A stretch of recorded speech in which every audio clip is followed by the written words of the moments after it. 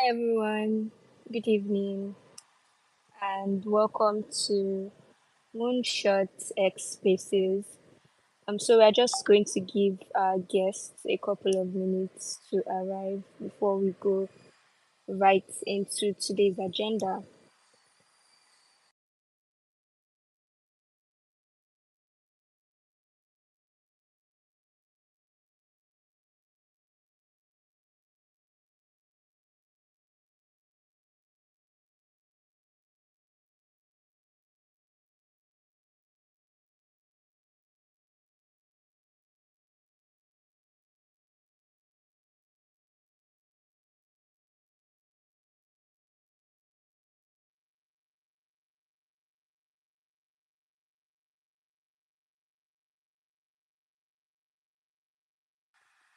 Hi EF, welcome. Good evening. Hi everyone, good evening. We're just giving some time, say 2 minutes, for other people to join before we start.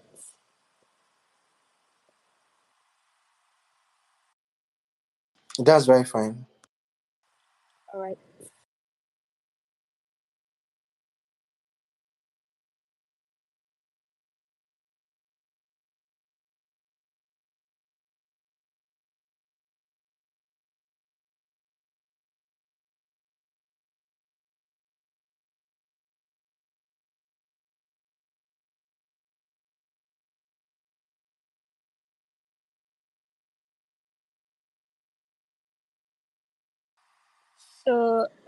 Before our second co-host joins, I will just start by reading out Emmanuel's bio.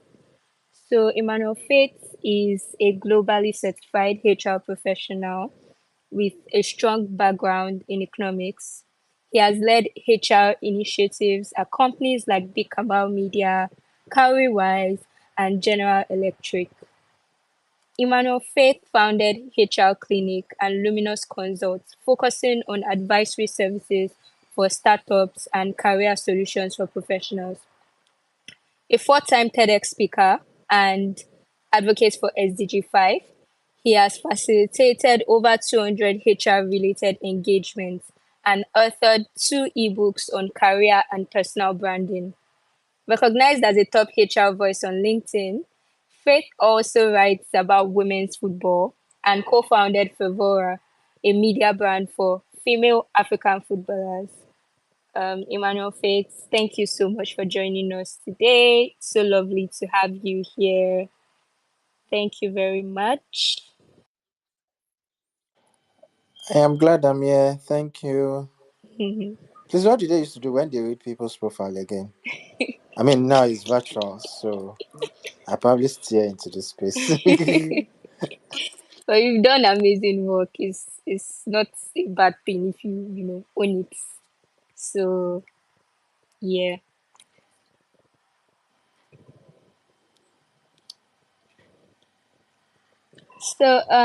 We're just going to dive right into today's agenda. So, the space is about system, structure, and culture in a building team, essentially. To go right into it, Emmanuel, what do you consider to be the biggest challenge with startups when it comes to hiring their first set of employees?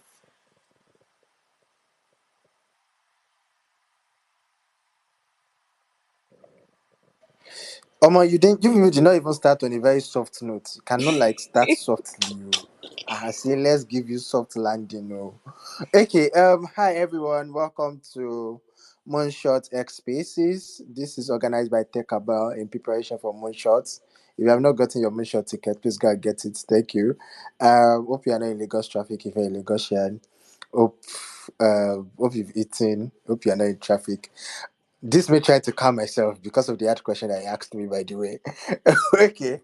I mean, three key things. One is resources, right? because you're hiring your first set of talent. One, you want to get it right. You want to be sure that you're bringing the right kind of people. The most successful startups are those who got it right the first time. I feel like some funders are luckier than the other. And then I can easily make reference to a couple startups in the African ecosystem, right?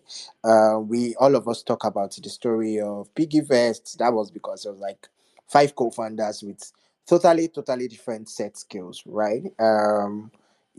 Some people are lucky to have very set first set of brilliant talents, like Carrie Rice, right, who had like a good design person, good engineering person, good CX person. So it's always one, the resources. Then the next thing is then the searching of the talents. Most times, founders do not know the kind of talent they want. They want someone who does all fits. There's a joke we make in talent management in startups. We say that all startups need a buyer, sorry, a seller and a builder.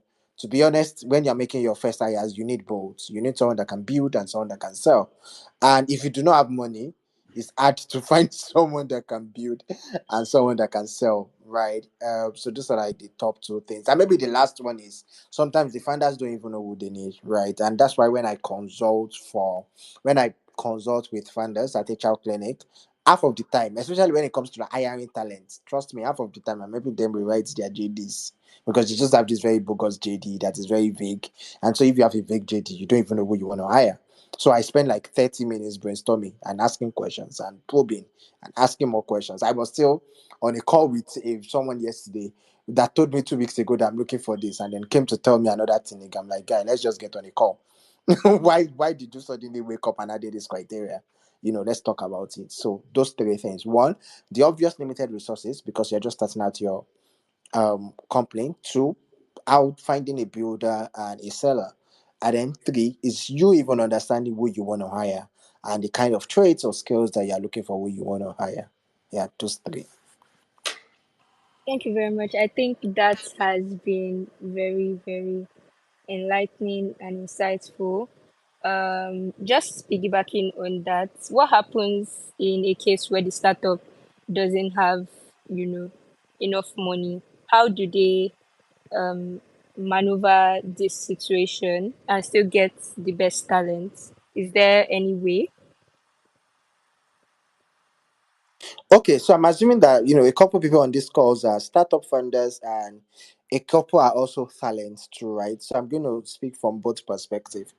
I think one thing I've noticed is that funders sometimes are not honest with themselves, right? You want to get, again, I speak to funders like, oh, you want to get quality talent? Okay, now, what's your budget? 250K. Sir, is it for Eba? Is it for Gary? Is it for Benz or Dodo? Right. I think that it's very healthy and it's very okay for you to start with a quality talent at your level, right? I think I can't remember I think it was Get Paid HR Twitter space, and someone was talking about the difference in quality talent.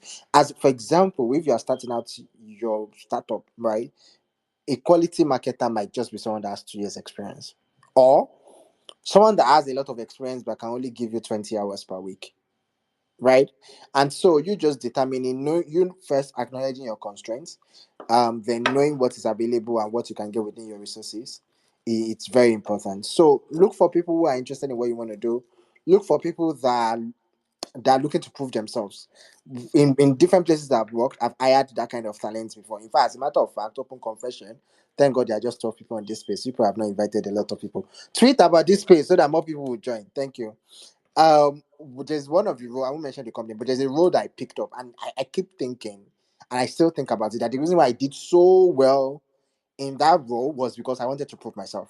Right. So there are people that are looking for opportunities to prove themselves. There are people that are looking for a platform to prove themselves. And your startup might just be that place where they get the chance to prove themselves. That's one. Two, what are the expertise that you can leverage on? Again, it's a gig economy, right? What are the expertise that you can leverage on that can add value to what you are building before you're able to bring someone on board? This is what I mean. Imagine that you are building a startup, right? You cannot afford a very experienced data scientist or data engineer, but you can afford someone that just graduated from. I hope that all these companies that I'm mentioned, I hope they are sponsoring Moonshots. You can afford a graduate of art school. Art school is one of the best tech around, right? Or a graduate of ALX or something. Now, can you get that graduate? And then can you also get someone who was your former colleague or somewhere in one organization to coach that graduate that you just got over the next couple months? Right. That way, there's a knowledge exchange. You have a talent that you can afford, and you're also leveraging on your social capital to transfer some expertise and knowledge. Right. So, I feel like sometimes when funders are hiring talent, they try to bite more than they can chew, as against exploring the options around them. There are a lot of them. Volunteer, entry level designers, entry level like professionals, leveraging your social capital to experience some transfer of knowledge and skills. Looking for people who are really desperately wanting and longing to prove themselves, right? So those are a couple suggestions. Thank you very much. I think it really makes a lot of sense that you, as an employee, try to prove yourself wherever you are, can open doors to many opportunities, which I myself have been a benefactor of. So, a beneficiary rather. Hi, Faith. Welcome. Hi, I hope you can hear me. Yeah, yeah, you can. All right. It took a bit to join. So Faith, good to have you here. So there's this popular saying about how culture eats strategy for breakfast, right? And I'm curious to know, what does a good startup culture look like, and what does it look and feel like from your perspective?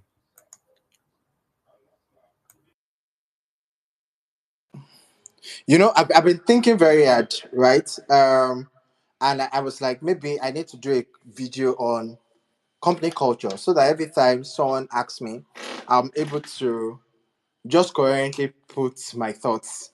But every time I get asked this question, the first thing I ask is, how many of us did social studies? This is how we know people that attended here for GI school and people that attended Queen's College and King's College.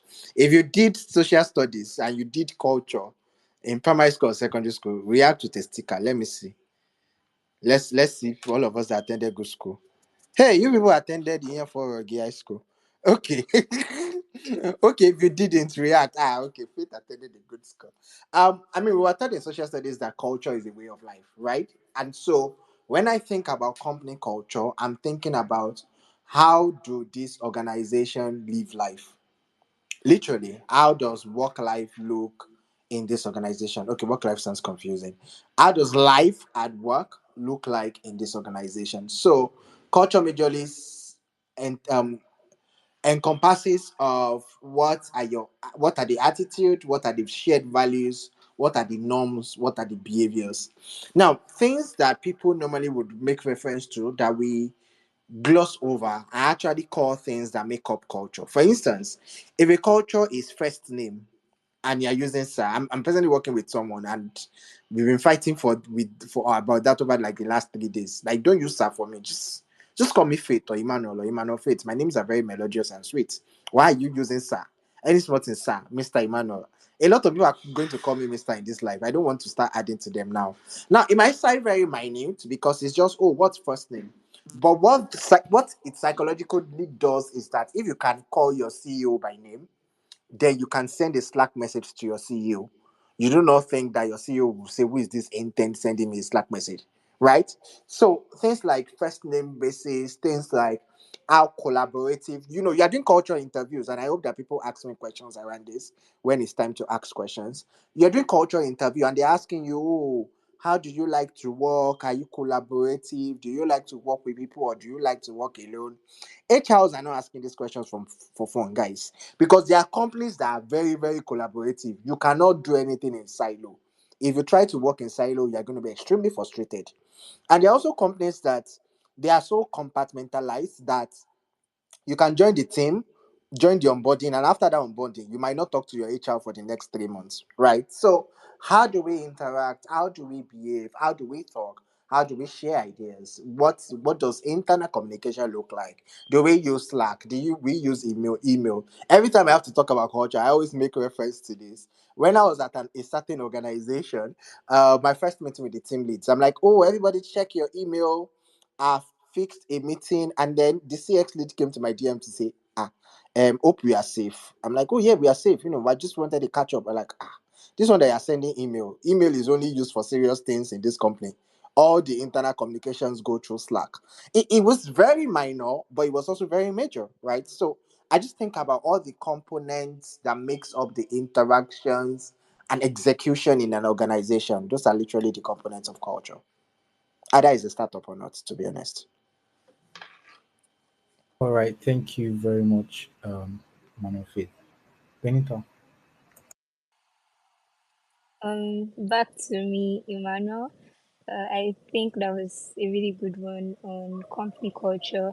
But as regards to this culture, what would you say are the knowledge gaps that can hinder founders from building the right culture?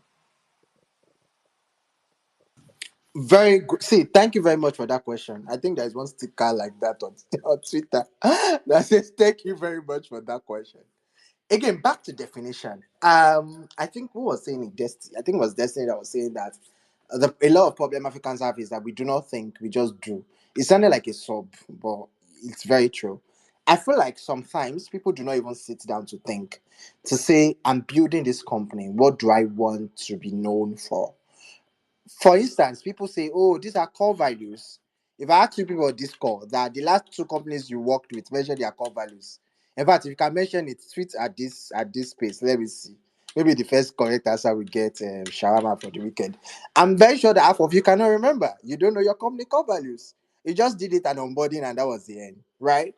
And it's not even your fault. This maybe your head HR self does not know your coverage, and like, and you cannot talk about building a culture or scaling a culture if you do not even know the foundation. Some people don't know the mission and vision of their company, right? They just join the company. I don't get offer. Oh, it finally happened. Tweets. Congratulations, all of us. We come under the tweet, the post. I'll say, congratulations, congratulations, congratulations. Onboarding, you are not listening, right? Um, and then you only interact with the core values just your first week, and then that's the end of it. Because people do not define and then communicate and then even connect with, it's something that we remember that we connect with. So I feel like one, startup funders, either you're a co-founder, either you're a founder, you're a joint finder, it's very important that you sit down and discuss the things that will define your organization. And if there is need, you continue to upload it or update it as you evolve. That's one. Two, it's very important that as your team expand, these things is reinforced either at your onboarding, either at your company retreats, either at your what's that thing that they used to do every Friday. People should help me now. Um, All hands. Vance. Values are, yeah, all thank you very much. Yes, people that always punctual at all hands. Yeah. So those are ways to ensure that these things are built and these things are reinforced. Thank you very All much, right. Emmanuel Faith. Hi, Faith. All right. Thank you so much. So let's take the case of a first time founder, right? Somebody that's just starting a company that manages logistics for like fashion items delivery, right? Can you walk us through what a good people management system and structure looks like?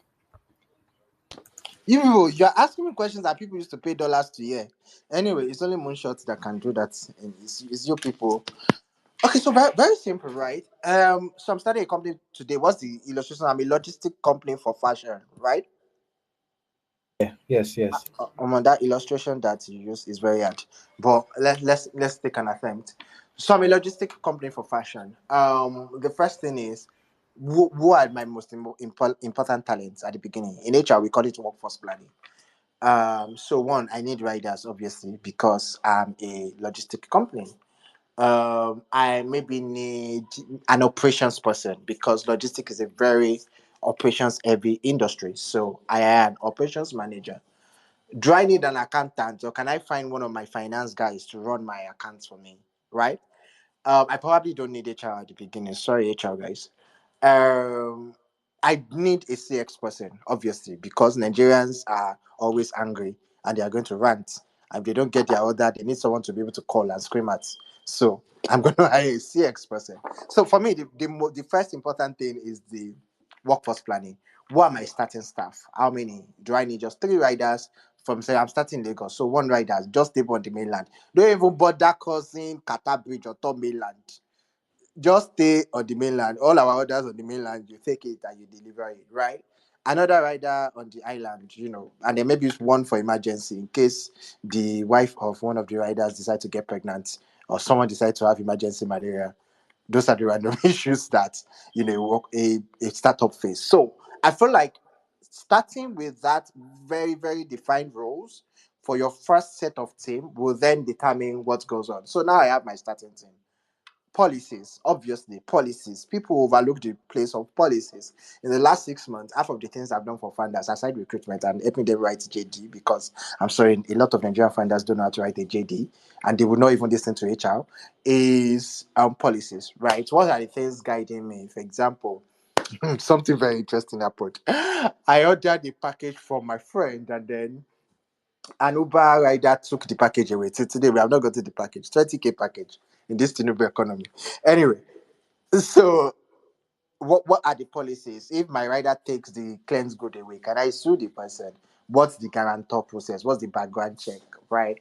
So policies. So I do that for 3 months, right? And then I would do an analysis. Where are my highest complaints from? Is it time of delivery? Is it turnover time? Is it quality of delivery? Yes, then I probably hire a marketer or yeah, a marketer definitely, any kind of marketer. I'm very sure that my friend Adebola Williams is very happy to hear this. So I a marketer, right? Because now I offer this service. I need someone to redefine how I sell this service. I need someone to guide how I reach my audience. And then I will just begin to scale gradually. What is the critical need that I have now? What is the critical role that I need now? How do I hire the person? How do I scale that alongside my values, missions, vision, whatever? And it's very important. So, for example, two practical things.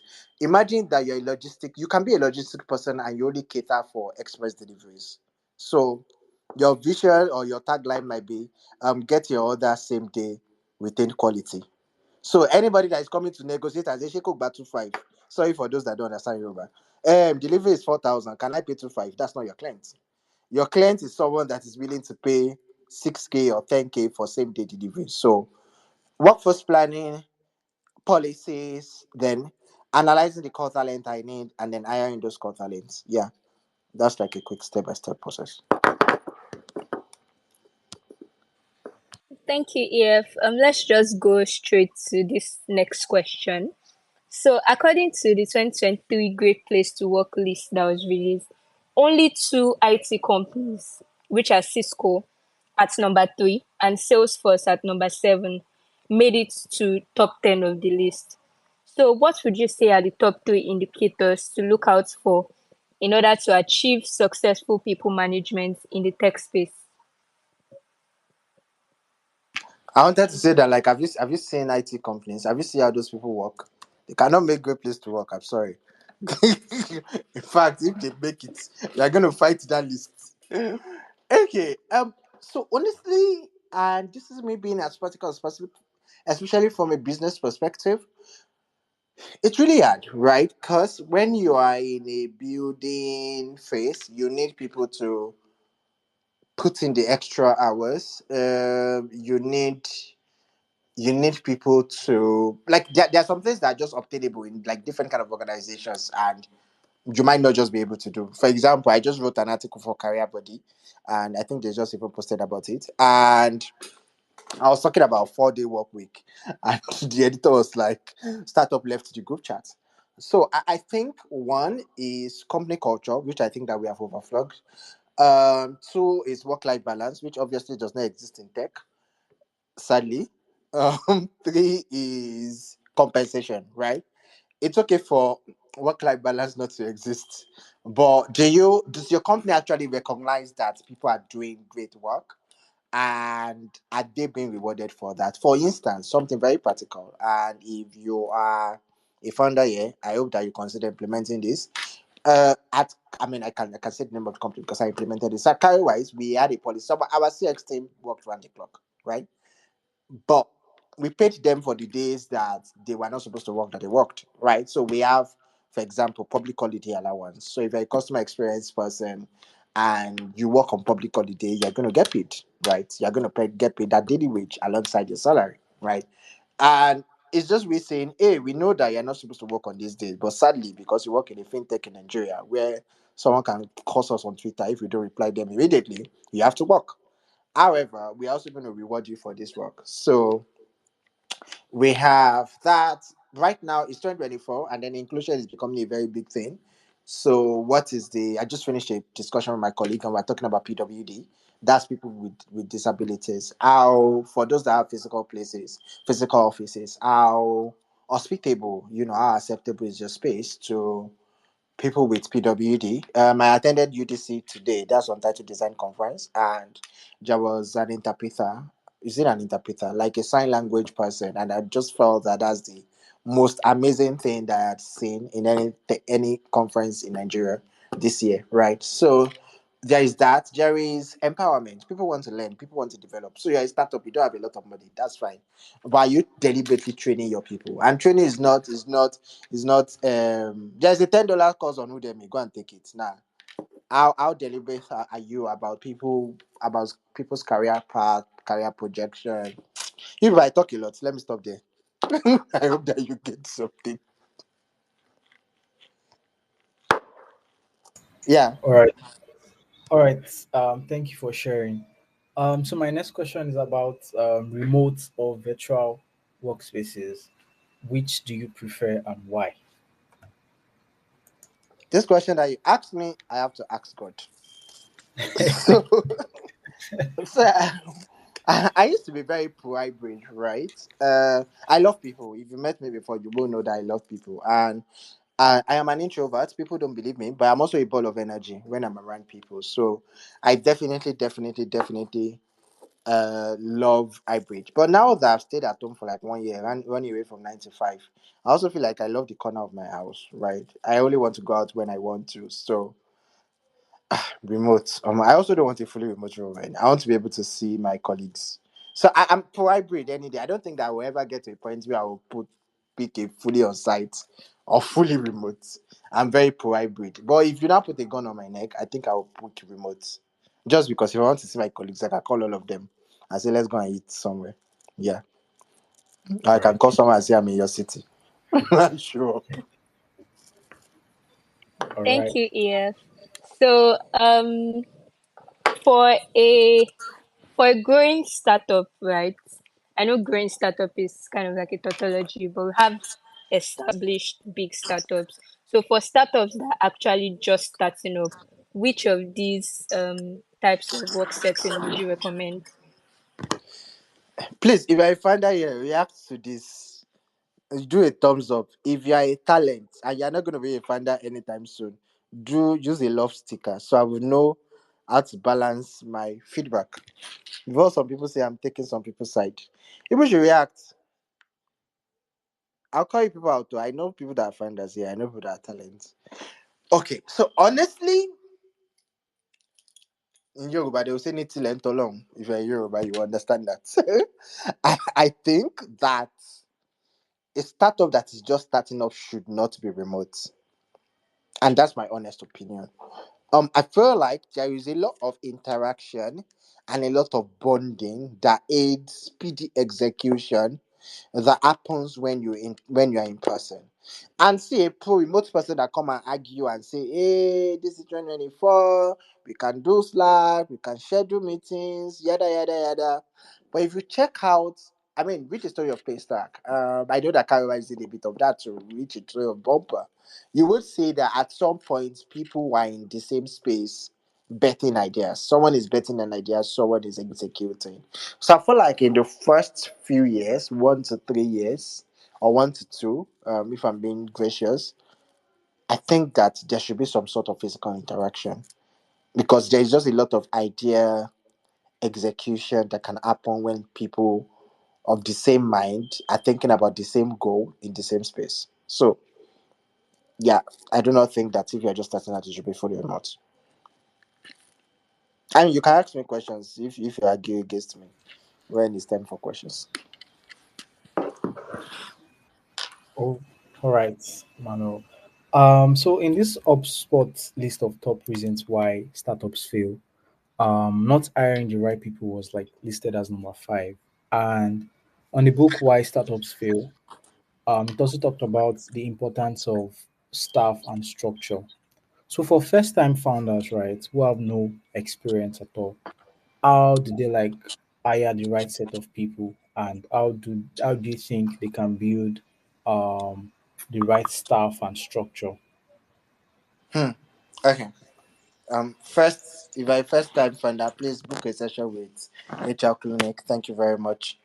Um, how?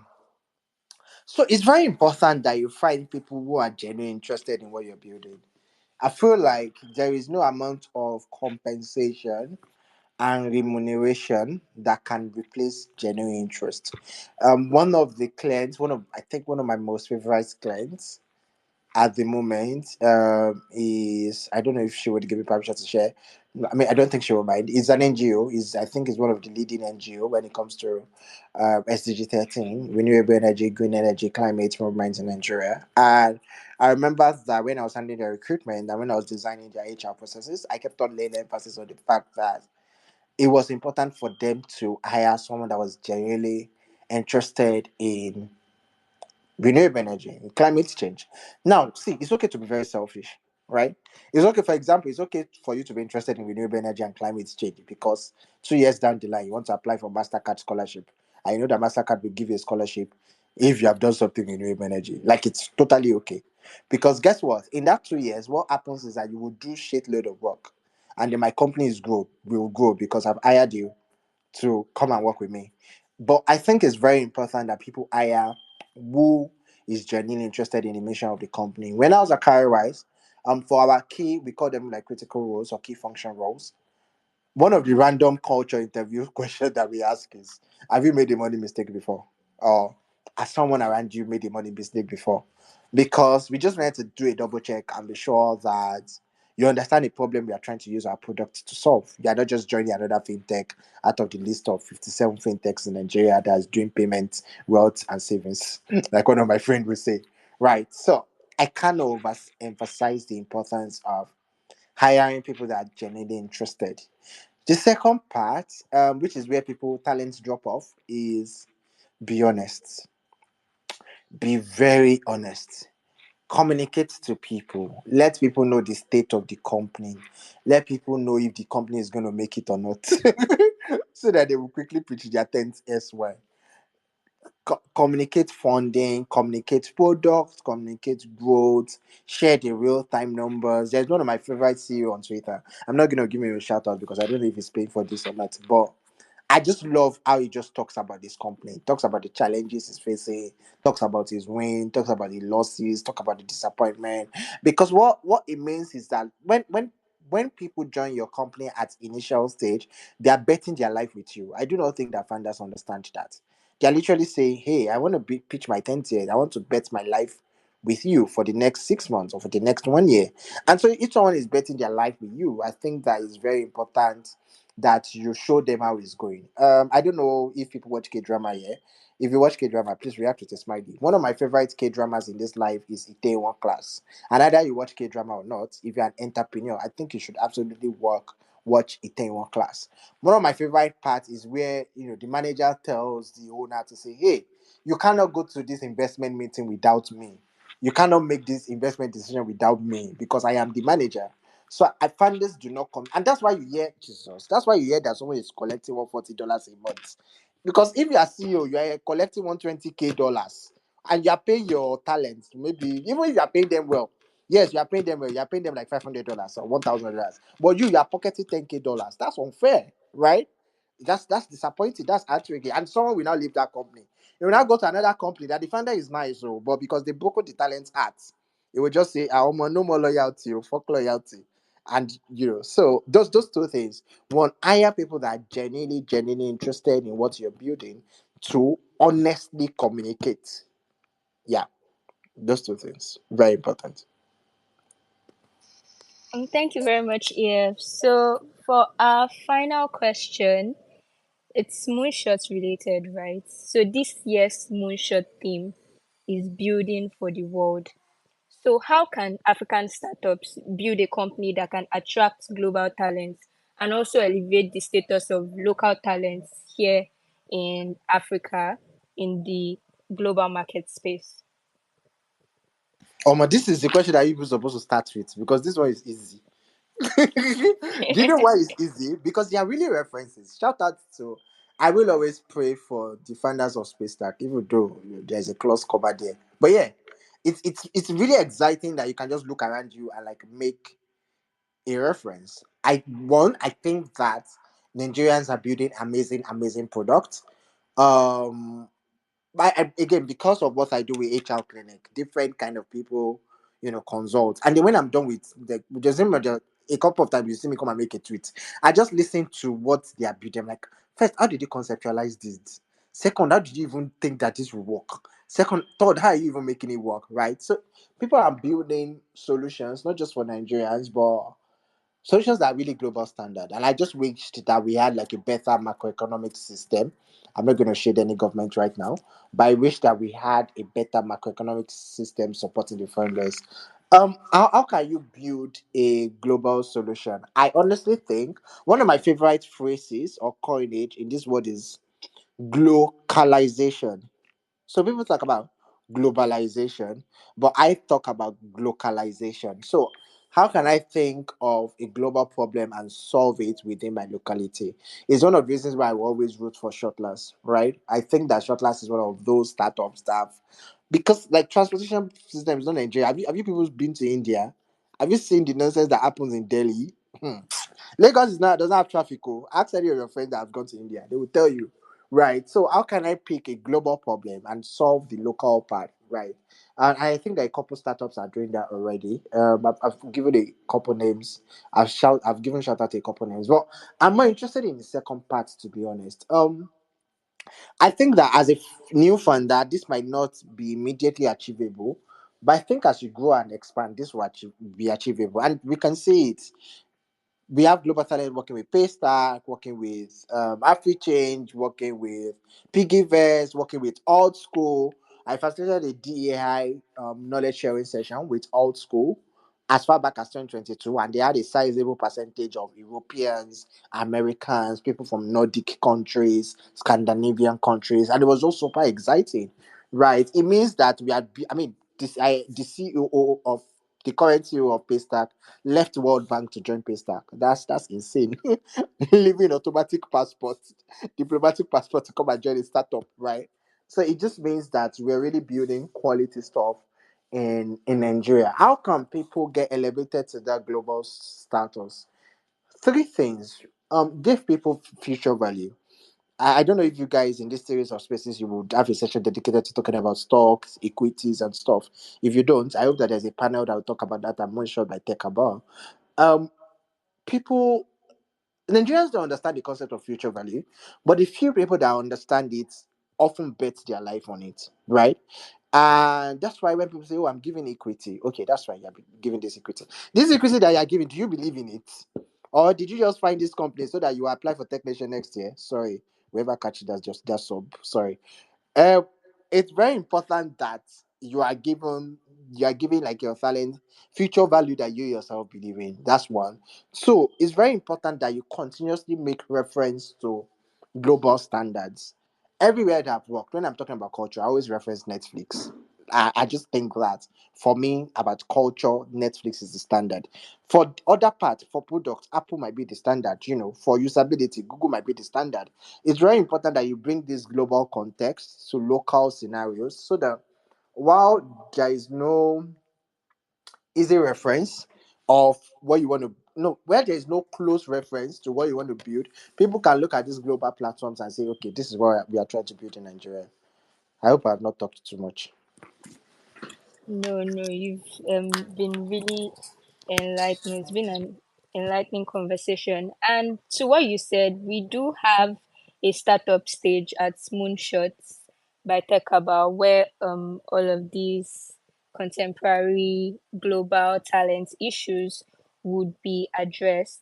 So it's time for questions. If you have any questions, you can just request for the mic or raise your hand and I would elevate you to speakers. I don't have a question while we're waiting for people to raise their hands. So I know you are not you are not like a magician or you're not in people's minds, right? But I've always wondered why these global companies would they would post job opportunities and say EMEA, right? And people have been saying that the A is silent. So what do you think what do you think can be done to remedy that? And do you think they have a good enough reason for actually um, not accepting African applicants when they actually put it in the application that they will? My sister, this question that you have asked me. So one, I I do not like fallacy of generalization. So I just want to put it out there that there are global companies that hire from Africa. I was on a call with an HR from Bloomberg like 4 weeks ago, and we were literally talking about this. So I know that especially a lot of financial services, consulting, hire a lot from Africa. But I think that a lot of migration of talents has happened over the last 3 years to Bloomberg, Bank of America, Goldman Sachs, JP Morgan. Yeah. However, having put that disclaimer, I do just so guys, there was a rejection mail that I got. And so they had rejected me because I was not in their time zone. And I wanted to tell you that I don't used to sleep. Oh. As a matter of fact, I used to watch NWSL. For those that will watch, NWSL is National Women's Soccer League, and it's played in the midnight because it's midnight, it's afternoon American time, which is midnight. And so, like, I just found the recruiter, and then I sent her a message. I'm like, oh, you sent me a rejection. You rejected me not based on competence or but based on my time zone. But you had indicated that this role is fully remote across all part of the world. So why are you rejecting me? And this lady, won't I will mention her name, but she's Scandinavian. I said, oh, very polite woman.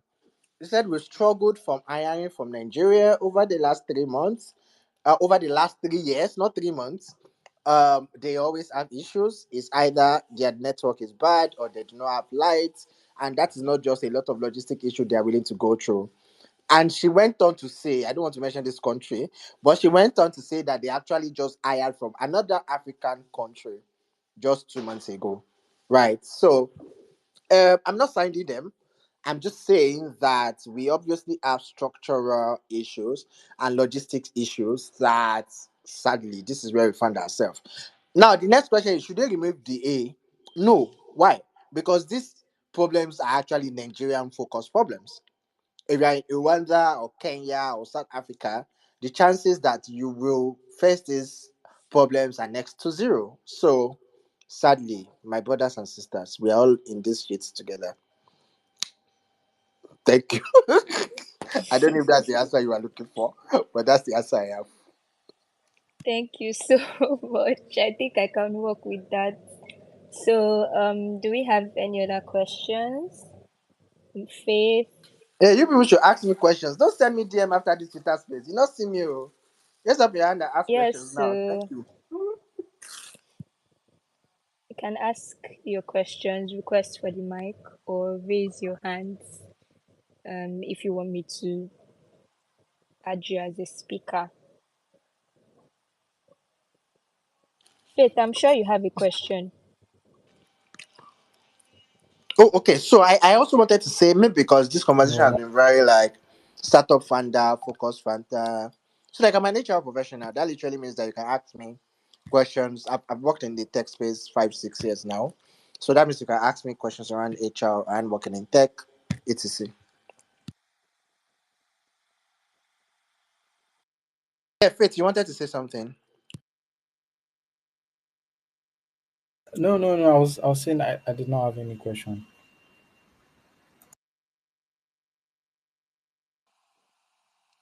All right. Should we do If there are 30 seconds countdown? yeah, no. Would you take it or No, I was just saying like 30 seconds to count down for whoever wants to ask question, or if maybe they can treat their question at us or something. Uh, okay, that's fine. Um,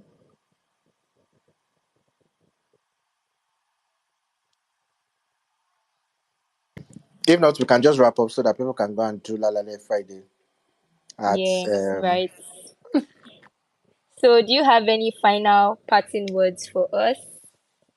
Yeah.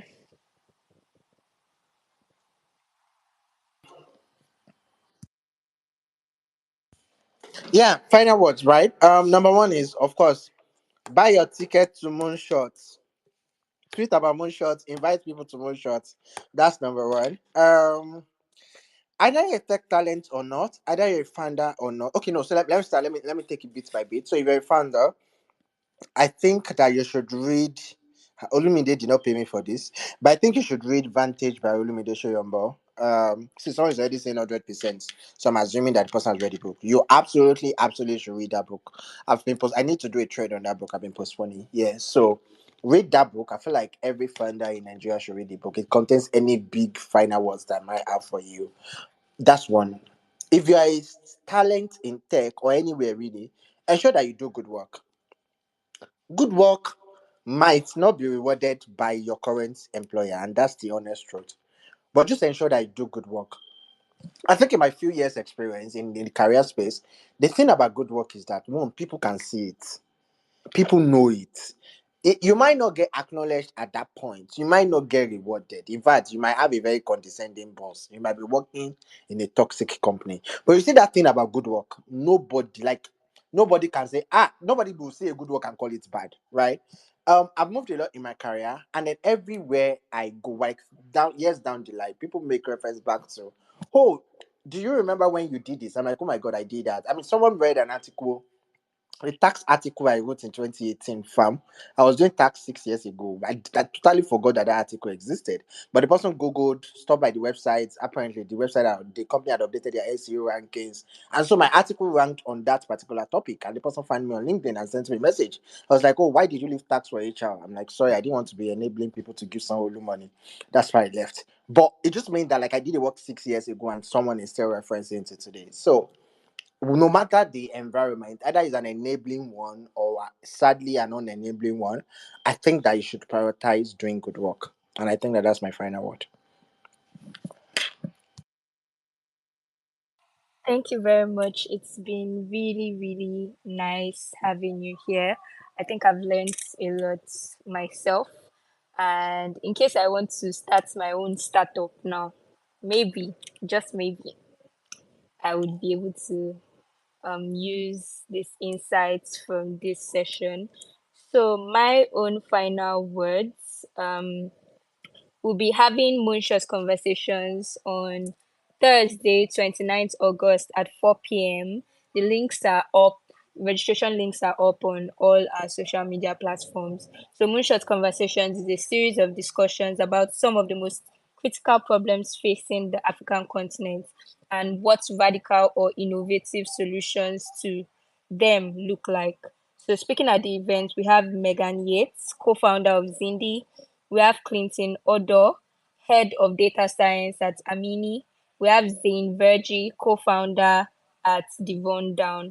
And finally, as we round up today's Moonshot X Space, if you would like to learn more about how Africa's tech ecosystem can step up to build truly global talents, products, and companies, don't miss Moonshot 2024. Like I said, we have the startup stage where we'll be discussing all these global talents, company related issues.